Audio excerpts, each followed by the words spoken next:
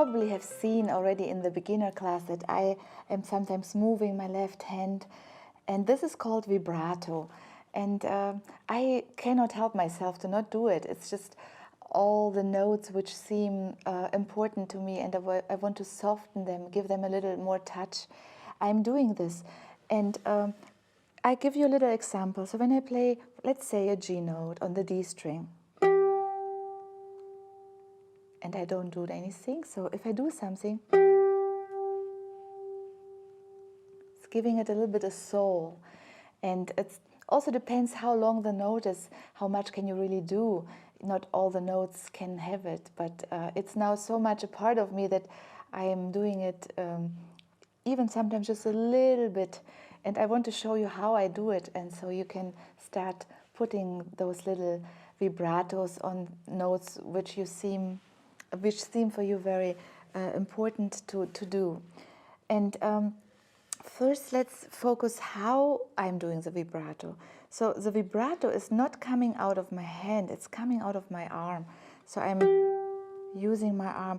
Now, when I play pieces, I don't anymore use my arm so much, but at the beginning, to get this feeling, you should use more of your arm, as you probably see I do.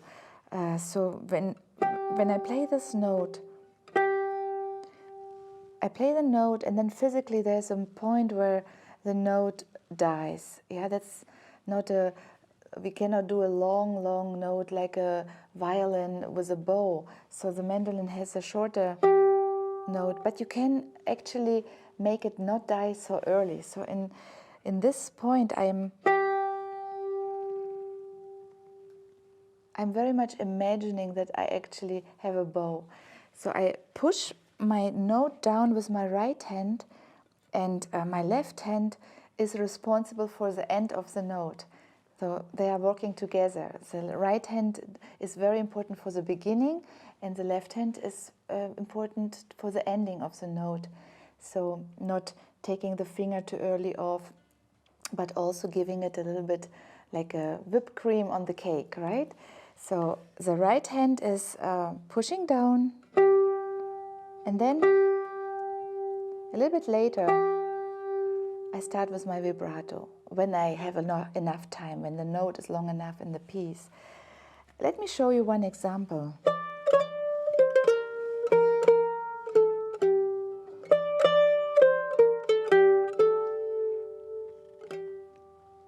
Let's do this again. So a little bit I do here, and already here. So the first note, the third note in this case. Here I do a little bit, and here. And here for sure. Yeah, if I would not do this, it would sound like this. Oh, sorry, I cannot even do it without.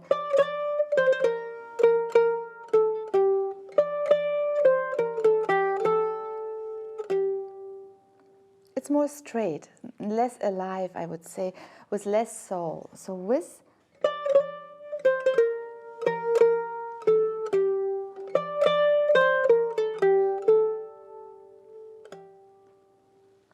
this is a piece by Caterina Lichtenberg from the 18th century, and I also play a little bit with the time, so I take a teensy more time. This is allowed. You still have to keep the big timing, right? But in between you can a little bit move.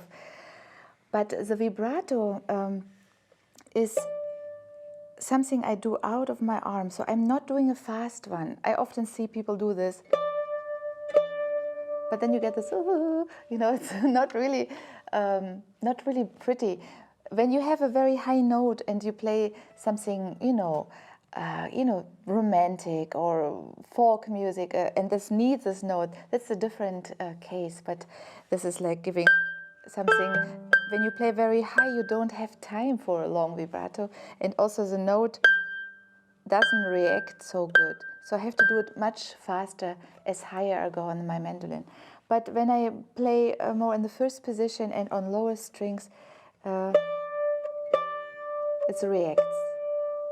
So basically you push down and then you do it.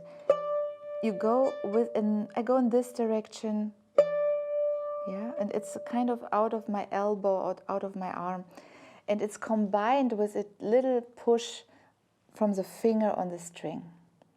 So I do the vibrato with my arm, just a little movement, and I push it teensy tiny with my finger.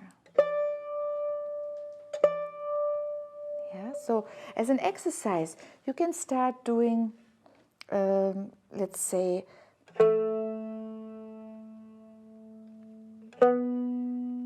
let's say 1 and 2 and 1 and 2 and 2 and 2 and 2 and 2 and 2 and. You see how slow I am doing it. So you don't need to do it fast. Sometimes I have time only for one little movement. Da, yeah. So it's like when you go with a bow. Imagine, I don't know if you can imagine. If you don't play the violin, I don't play it either, but I hear it a lot. And my sister was playing the violin. So it's like when you go with a bow, and in the middle of the bow, it's like a bum, yeah, a little like a belly for the tone. And so I do this.